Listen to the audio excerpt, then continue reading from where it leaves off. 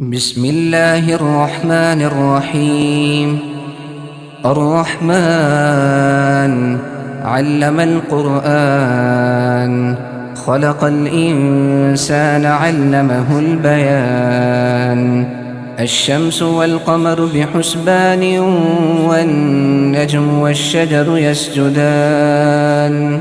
والسماء رفعها ووضع الميزان، ألا تطغوا في الميزان، وأقيموا الوزن بالقسط ولا تخسروا الميزان. والأرض وضعها للأنام، فيها فاكهة والنخل ذات الأكمام، والحب ذو العصف والريحان. فبأي آلاء ربكما تكذبان؟ خلق الإنسان من صلصال كالفخار، وخلق الجان من مارج من نار. فبأي آلاء ربكما تكذبان؟ رب المشرقين ورب المغربين، فبأي آلاء ربكما تكذبان؟ مرج البحرين يلتقيان، بينهما برزخ لا يبغيان. فبأي آلاء ربكما تكذبان؟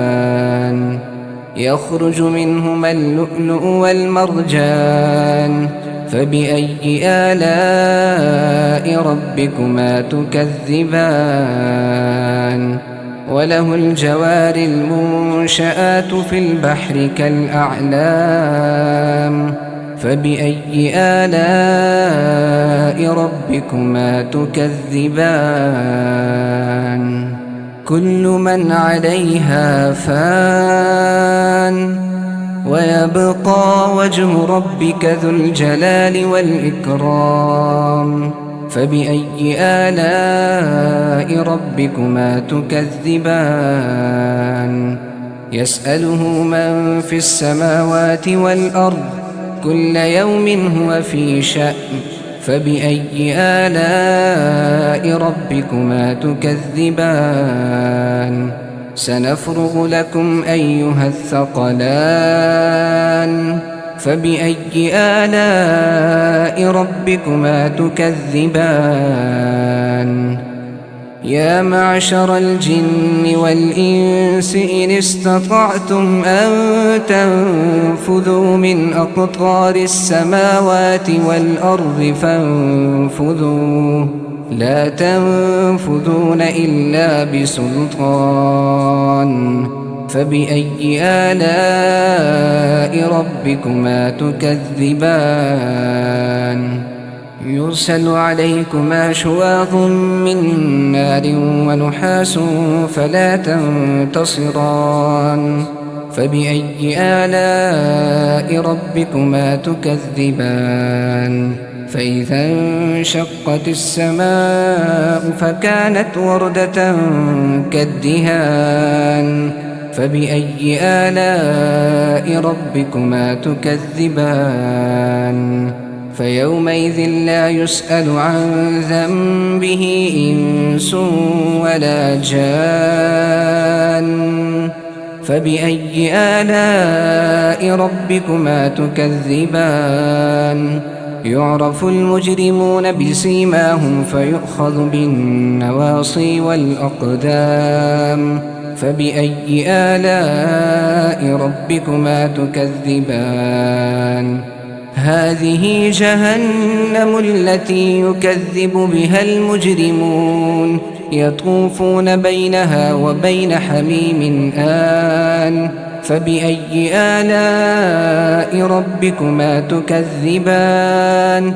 ولمن خاف مقام ربه جنتان، فبأي آلاء ربكما تكذبان ذواتا أفنان فبأي آلاء ربكما تكذبان فيهما عينان تجريان فبأي آلاء ربكما تكذبان فيهما من كل فاكهة زوجان فبأي آلاء ربكما تكذبان متكئين على فرش بطائنها من استبرق وجنى الجنتين دان فبأي آلاء ربكما تكذبان فيهن قاصرات الطرف لم يطمثهن إنس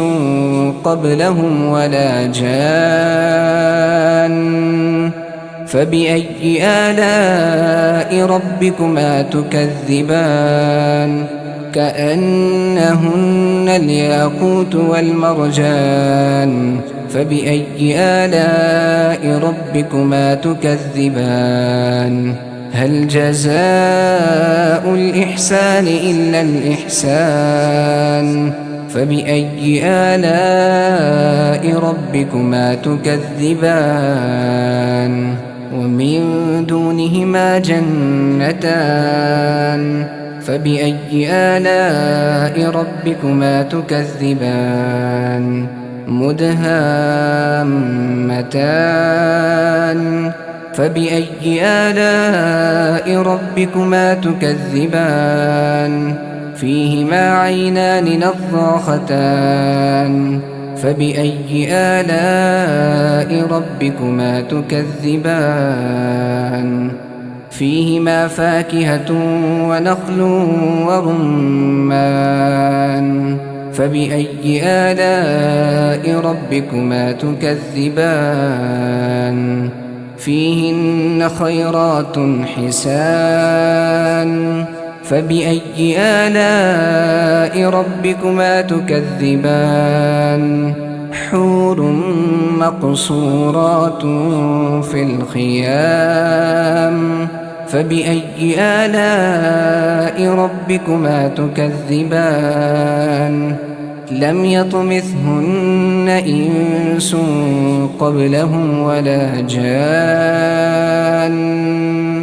فبأي آلاء ربكما تكذبان متكئين على رفرف خضر وعبقري حسان فبأي آلاء ربكما تكذبان تبارك اسم ربك ذي الجلال والإكرام